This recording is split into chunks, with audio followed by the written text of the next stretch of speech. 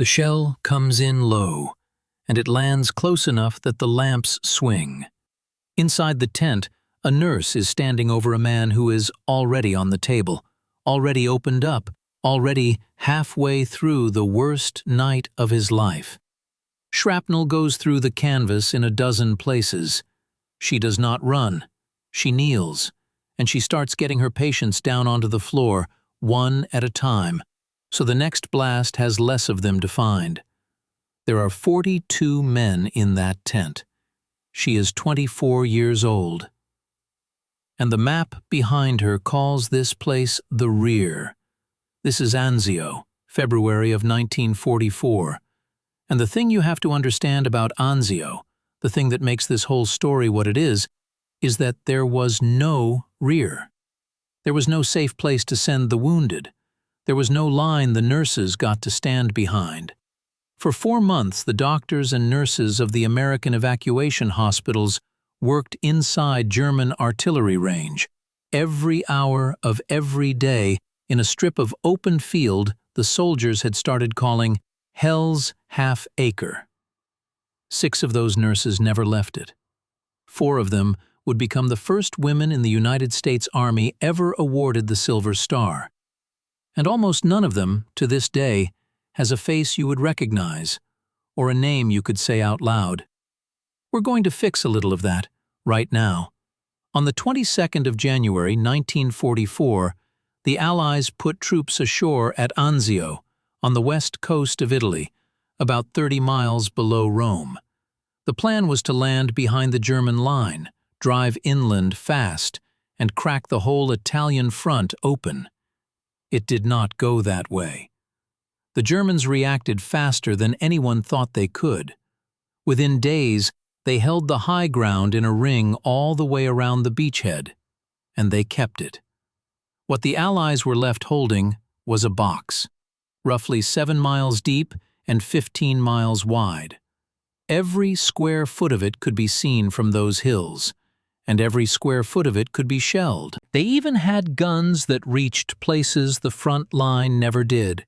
2 enormous railway guns the soldiers nicknamed Anzio Annie could throw a shell weighing more than 500 pounds, nearly 40 miles.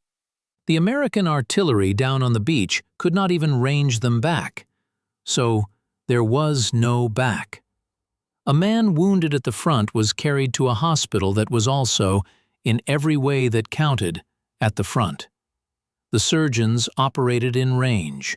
The cooks cooked in range. And the nurses, about 200 Army nurses on that beachhead, did their work in range for months. And every one of them knew it. They had volunteered for this. That is the part people forget first. So who were they? They were not conscripts.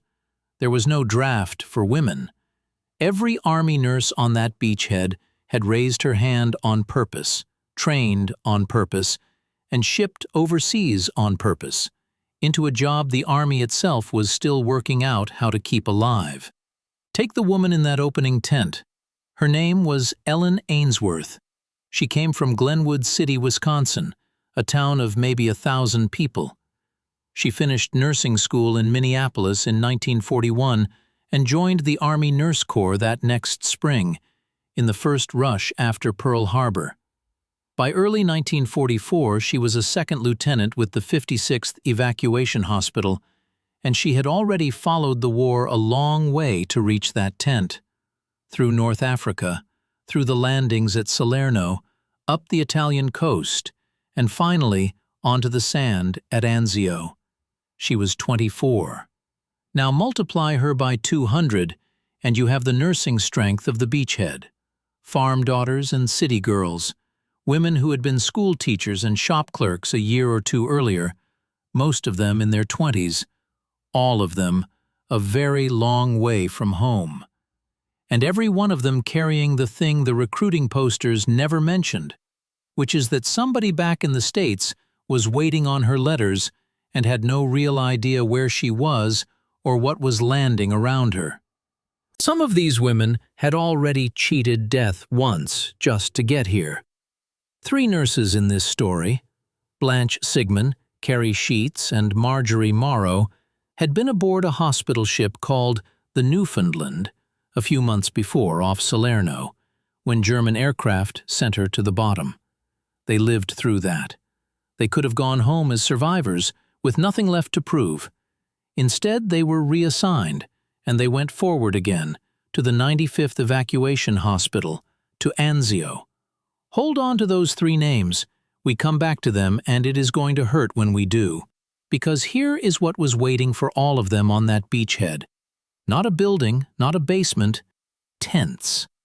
Rows of canvas tents pitched in the open with a red cross painted on the roof, and underneath the cots, if you were smart, a hole you had dug yourself into the dirt about 2 feet deep, so that when the shelling started you had somewhere to roll.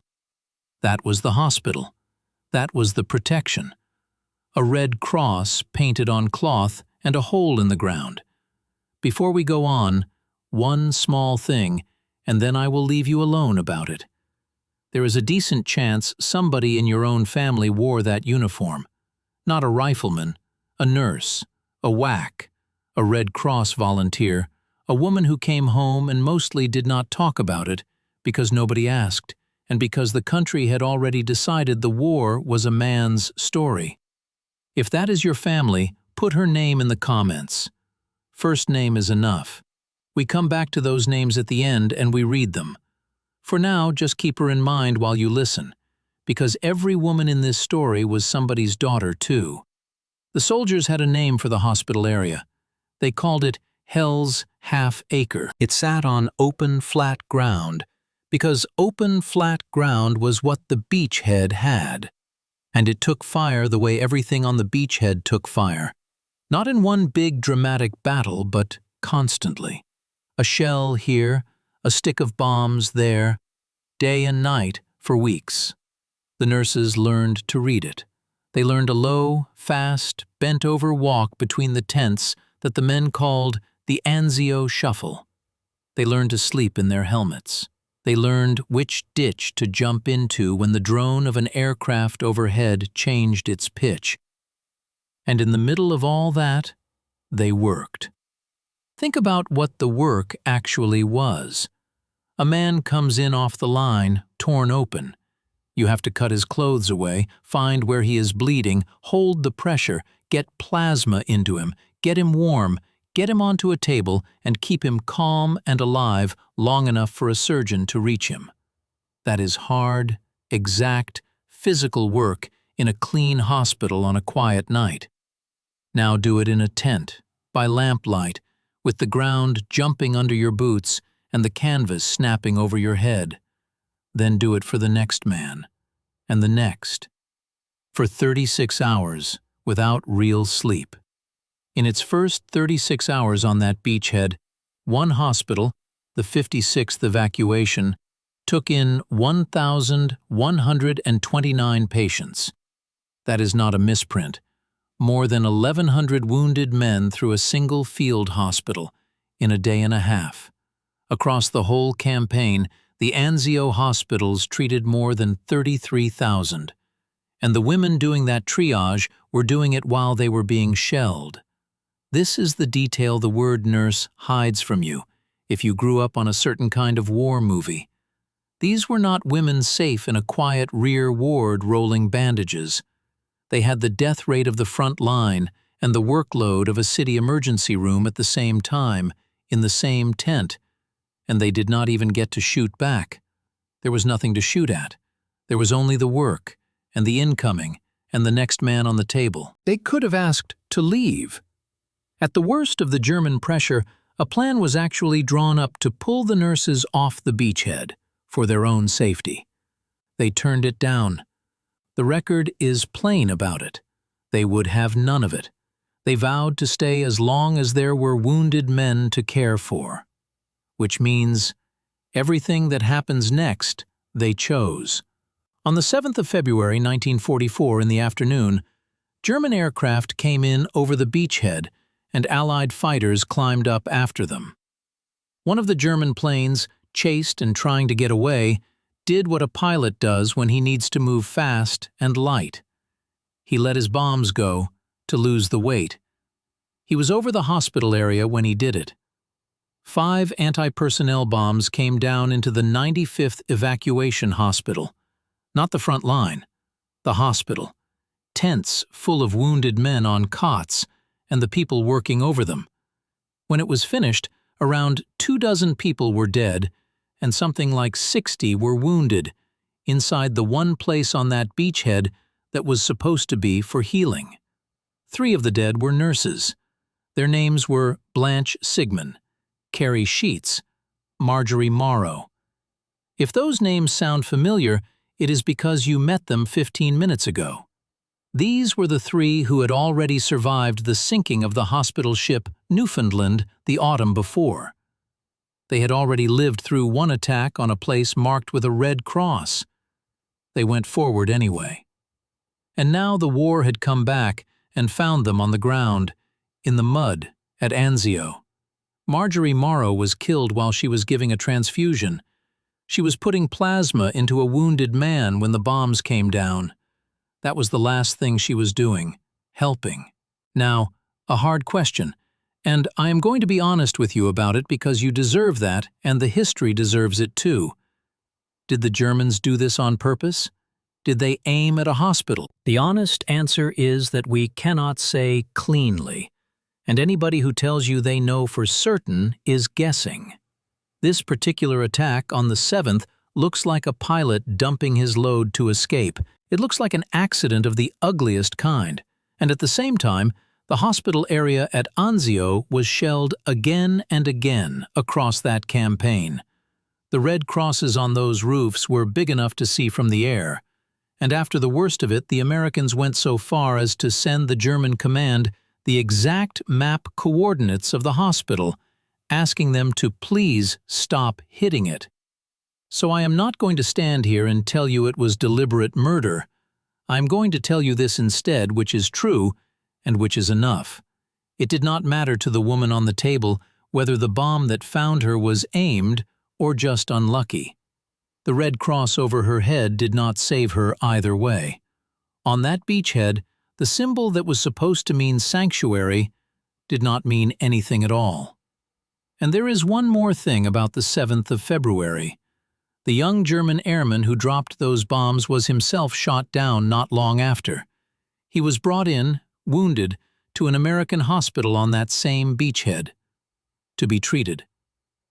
We will just let that sit where it is, which brings us back to the woman in the tent at the very beginning. 2nd Lieutenant Ellen Ainsworth, 56th Evacuation Hospital.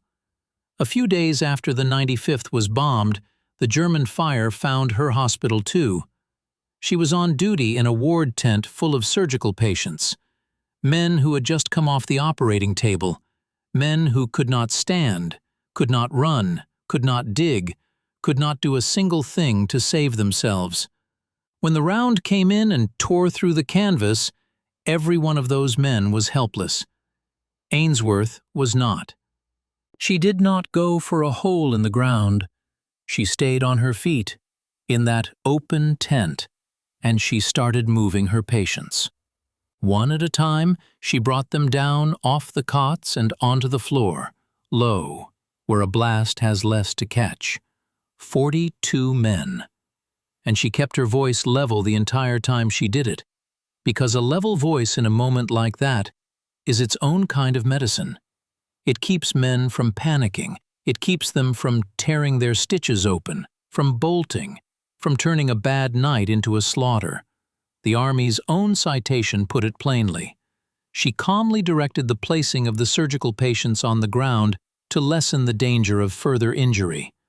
By her disregard for her own safety and her calm assurance, she instilled confidence in her assistants and her patients, thereby preventing serious panic and injury.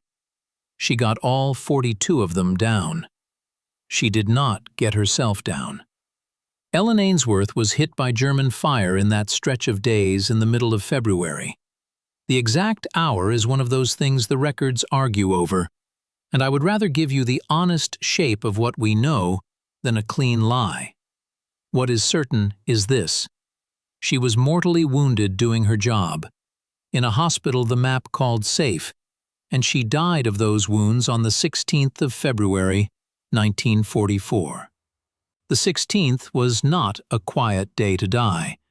It was the day the Germans threw their single biggest counterattack of the entire battle. A full-scale offensive meant to shove the whole beachhead back into the sea. She died at the very peak of the worst of it. That is how little rear there was at Anzio. The safest job, in the safest place, on the worst day of the battle, killed a 24-year-old nurse from a 1,000-person town in Wisconsin. She was the only woman from her state killed by enemy fire in the entire Second World War. Back home, in time, they would name the town post office after her. There is a portrait of her hanging in the Pentagon. Those are good and decent things. They are also the kind of honor that arrives long after the person is past knowing about it, in a town most of the country will never once drive through. On the beachhead, in the moment, there was no time to stop. The wounded kept coming. The war did not pause for her, and the other nurses went back to the tables. Now I want to tell you the part that should have made these women famous, and instead almost buried them deeper.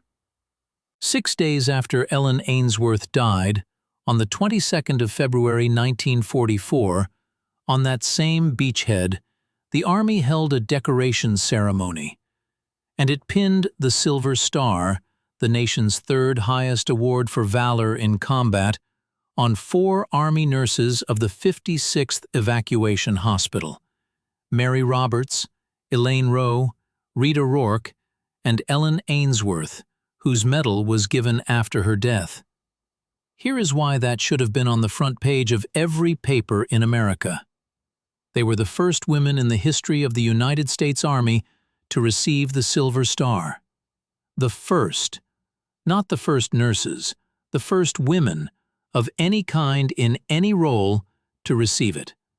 It happened in a muddy field in Italy, in the middle of a battle the Army was close to losing, and it happened because these women had done, over and over, exactly what Ainsworth did in that tent. The senior of the 4, Mary Roberts, the one the men had taken to calling the Angel of Anzio, said something when they gave it to her that tells you everything about who these people were. She said, "Everybody in our group deserved the medal." She was right. And that, right there, is the problem with how we remembered them. Let's count the cost honestly, because the number matters, and because the number has been mangled. You will find it claimed all over the internet that 16 nurses were killed at Anzio. That number is wrong. It looks like it comes from mixing the nurses up with the enlisted men who died beside them. The true number is smaller and somehow heavier for being exact. 6. 6 American Army nurses were killed at Anzio, 3 at the 95th Evacuation Hospital on the 7th of February. Ellen Ainsworth of the 56th, who died on the 16th, and 2 more nurses of the 33rd Field Hospital killed by the same German fire in the same weeks in the same open field. 6 women who had volunteered, who had trained, who had crossed an ocean, and who died in the one place the maps promised was behind the fighting. And the ones who lived did not walk away whole. There was a particular kind of strain on that beachhead the men gave a name to: Anzio anxiety. It was what months of never being safe does to a person. Never off duty from the fear. Never a night without the guns. You do not carry 1,100 wounded men through a shelled tent in 36 hours and watch your own friends die on the cots next to your patients and then simply go home and be fine about it. A lot of these women carried that beachhead in their bodies for the rest of their lives. The flinch at a slammed door. The nights that would not go quiet. And most of them were never asked about any of it, because the country had already decided whose war it had been. That silence was not an accident. When the war ended, the country was ready to tell a story about it, and the story it wanted was about the men. The GIs coming home, the ticker tape, the factories, and the flags. There was not a lot of room in that story for a 24-year-old from Wisconsin who bled out in a hospital tent, or for the women who held the plasma bottles in the dying hands and then came home and were told, in 100 small ways, that the hard part had happened somewhere else. It did not happen somewhere else. It happened in that tent. It happened in hell's Half Acre. And the women who were there knew exactly where the hard part had been, which may be the reason so many of them never needed to say it out loud. So, let me ask you something. Before today, could you have named even one of them? Blanche Sigmund, Carrie Sheets, Marjorie Morrow, Ellen Ainsworth, Mary Roberts, Elaine Rowe, Rita Rourke. Some of the first women the United States Army ever awarded the Silver Star, and most Americans have never heard a single one of those names. There is no great monument to the nurses of Anzio. There is no famous photograph that every school child knows. Ellen Ainsworth does not even have a widely published picture. When we put this together, we went looking for her face, and it is genuinely hard to find. A woman can save 42 lives on the worst night of a battle, die for it at 24, be among the very first of her whole sex to be decorated with the Army's Silver Star, and still 80 years later be almost impossible to picture.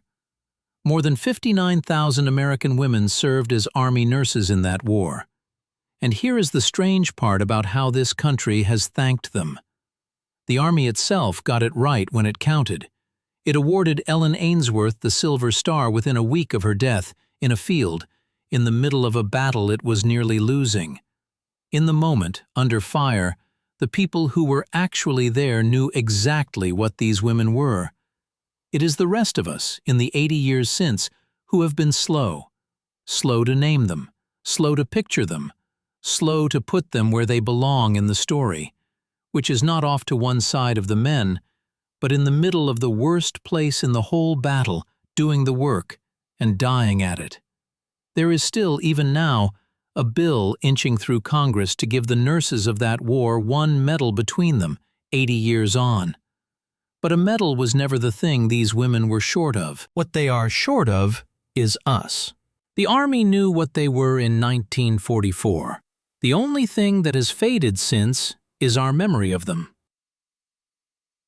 And memory is the one part of this that is still tonight entirely up to us.